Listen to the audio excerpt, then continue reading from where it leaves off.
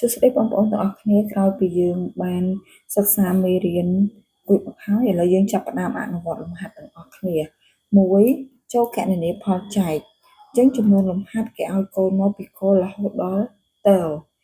ដែលកមានចំនួន3875ចែកជាមួយនឹង125អញ្ចឹងអ្នកគ្រូធ្វើប្រមាណវិធីឲ្យកូនគឺ3875យកមកចែកជាមួយ125ជំហានដំបូងកូនត្រូវកាត់ខ្ទង់ខាងតំណាងចែកខាងនេះគេហៅតំណាងចែកខាងនេះគេហៅតួចែកអ្វីដែលចែកបានកន្លែងនេះគេហៅថាផលចែកចែកហើយដកអានេះគេហៅថាសំណល់អញ្ចឹងនៅពេលដែលកូនចាប់ផ្ដើមចែកកូនត្រូវកាត់ខាងតំណាងចែកធ្វើម៉េចឲ្យធំជាងតួចែកអញ្ចឹងអ្នកគ្រូកាត់យក2ខ្ទង់2ខ្ទង់38តួជាង125អញ្ចឹងកាត់យក3ខ្ទង់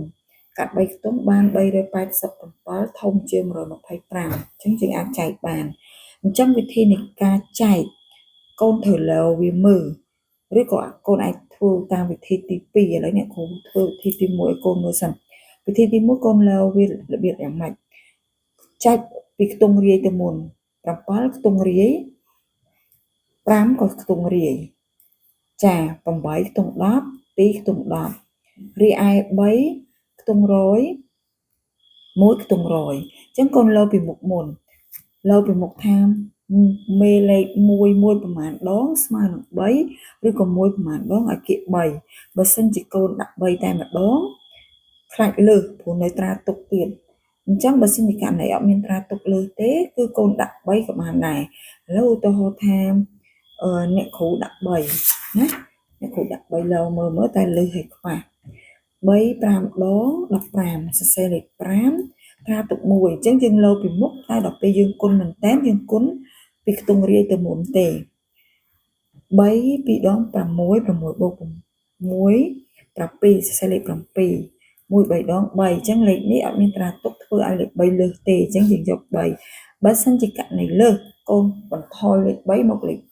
2បើ2លើសទៀតយើងបន្ថយមកលេខ1ទៅអញ្ចឹងយើងចាប់តាមដក7ដក5នៅសល់2 8ដក1ដក7នៅសល់1 3ដក3 0ហើយយើងទម្លាក់5ចម្លើយសំណល់វាសរុបទៅបាន125ចែកជាមួយ125អញ្ចឹងយើងបាន1 5ដង5 1 2ដង2 1 1ដង1ចាអញ្ចឹងយើងធ្លាក់មកបាន0វិធីទី2លេខនឹងដដែលអ្នកគ្រូគុណរបៀបទាំងដុំអត់គុណរាយដូចមិញណាកាត់យក3ខ្ទង់ដូចគ្នាយើងគិត125ម្ដង125 125 2ដងប្រហែលយើងគុណលើ125 2ដង10ទុក1 2 2ដង4 5 2អញ្ចឹងបើ125 2ដងវា250មកស៊ីសងជាមួយនឹង387អញ្ចឹងរៀងនៅឆ្ងាយអញ្ចឹង125 3ដង125 3ដង3 5ដង5ទុក15ស្លេក5ត្រាទុក1 3ដង6 6 1 7 1ដង3អញ្ចឹង375អញ្ចឹងគៀកជាមួយនឹង387អញ្ចឹងយើងដឹងថាគុណទាំងដុំរបៀបថា3គុណជាមួយ125ដងស្មើនឹង375អញ្ចឹងយើងដកដុំទៀត387ដក375នៅសល់ប៉ុន្មានចានៅសល់តែ12ទេហើយយើងតម្លាក់5ចុះឡើង5ចុះយើងគុណនឹងដុំទៀត125ម៉ានដងស្មើ125គឺស្មើម្ដង101គុណ125ម្ដងស្មើនឹង125អញ្ចឹងដកមក125ដក125 0អញ្ចឹងអានឹងវិធីទី2អញ្ចឹងចំណោយយើងស្មើនឹង31ចាអញ្ចឹងកូនមើលចូលដល់ខ4788ចែកនឹង684អញ្ចឹងកូនចង់យកវិធីសាស្ត្រចែកទៅទាំងដុំក៏បានឬក៏កូនចែកវាមួយលេខក៏បានអញ្ចឹងអ្នកគ្រូយកវិធីចែកមួយលេខយើងជំហានដំបូងកូនកាត់ខ្ទង់ករណីកូនកាត់3ខ្ទង់ឃើញ4788អញ្ចឹងវាទូចជាង684អញ្ចឹងកូនកាត់ចុះទាំងអស់ពេលដែលកូនកាត់ទាំងអស់កូនបែងចែកខាងនេះដូចជាមេលេខអញ្ចឹងតើ4ជាមេលេខរបស់លេខណាមេលេខ4របស់8 មេលេខ8បូក8នេះរីឯសល់ប្រមាណគឺជាមេលេខ6អញ្ចឹងអ្វីដែលកូនលើគឺកូនលើខាងមុខមុនកុំឲ្យលើសឬក៏កុំឲ្យខ្វះពេកបើស្មើឬក៏ក្រោមបន្តិចអញ្ចឹងចាប់ផ្ដើមគិតមេ6ប្រមាណដងឲ្យគិនឹង47អញ្ចឹងកូនដាក់មើល5 6ដង30 6 6 36 7 6ដងចាអញ្ចឹងដាក់7 6ដង7 6ដង42អញ្ចឹងគឺគៀកអញ្ចឹងយើងដាក់7ហើយយើងដាក់7ពេលដែលនេះគ្រាន់តែការលើទេដល់ពេលយើងគុណខាងខ្ទង់រាយវិញអញ្ចឹងយើងគុណ7 4ដង42សរសេរលេខ2ប្រើទុក4 7 8ដង56 56 7 8ដងទៀតណា7 4ដង28សំទោសបើសេលេខ8ត្រាទុក2 7 8ដង56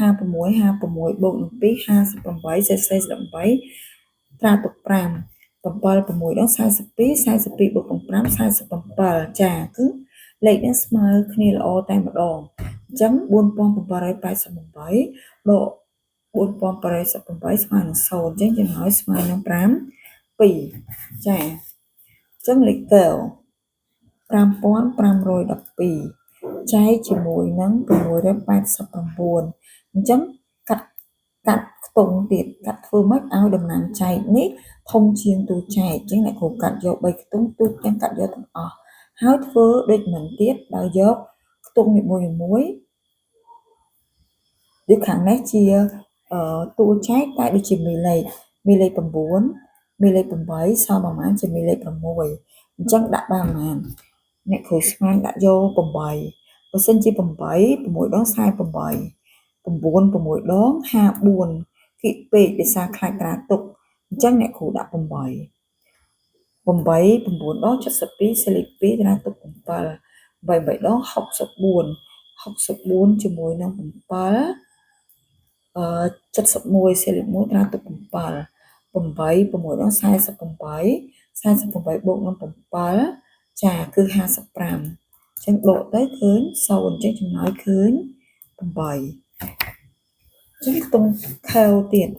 5320ចែកជាមួយនឹង152អញ្ចឹងកូនដាក់បានប៉ុន្មានអញ្ចឹងយើងកូនកាត់ខ្ទង់នេះកូនកាត់3ខ្ទង់អញ្ចឹងនេះបោះមេ2នេះ3នេះបោះមេ5សល់5គឺបោះមេ1អញ្ចឹងលើយើងដាក់ម៉ានបើសិនជាយើងដាក់5តែម្ដងខ្លាចត្រាទុកអញ្ចឹងណាអញ្ចឹងបើដាក់4ឥឡូវឧទាហរណ៍អ្នកគ្រូលើដាក់4សិន4 2ដង8សេលេខ8 4 5ដង20 20សេលេខ0ត្រាទុក2 4 1ដង4 4បូកនឹង2 6អញ្ចឹង5បូក6កើតទេលើសអញ្ចឹងពេលដែលដឹងថាលើសអញ្ចឹងកូនបន្ថយវាមកដាក់ត្រឹម3នឹងលើដាក់ត្រឹម3ហើយដល់ពេលយើងគុណខ្ទង់រាយមុន3 2ដង6អញ្ចឹងលេខ2នេះជាបោះមេលេខខាង2នេះពេលដែលបានលទ្ធផលស្អីខាងក្រោមលេខ2 3 5ដង15សរសេរលេខ5ត្រាទុក1 3 1ដង3 3បូក1 4អញ្ចឹងយើងដកធម៌ធម្មតាមក2ដក6អកាច់ស្អីខាងនេះសល់2ខាងនេះឡើង12 12ដក6សល់6 2អត់ដក5កើតទេខ្ចីខាងនេះសល់4 12ដក5សល់7 4 14 0ហើយយើងចាំតម្លាក់0ចោះអញ្ចឹងយើងបែកចែកខ្ទង់ទៀតខាងនេះអ្នកគ្រូវាជាតួចែកតែអ្នកគ្រូគិតថាវាជាមេលេខអ្វីដែលគ្រូគិតណានេះមេលេខ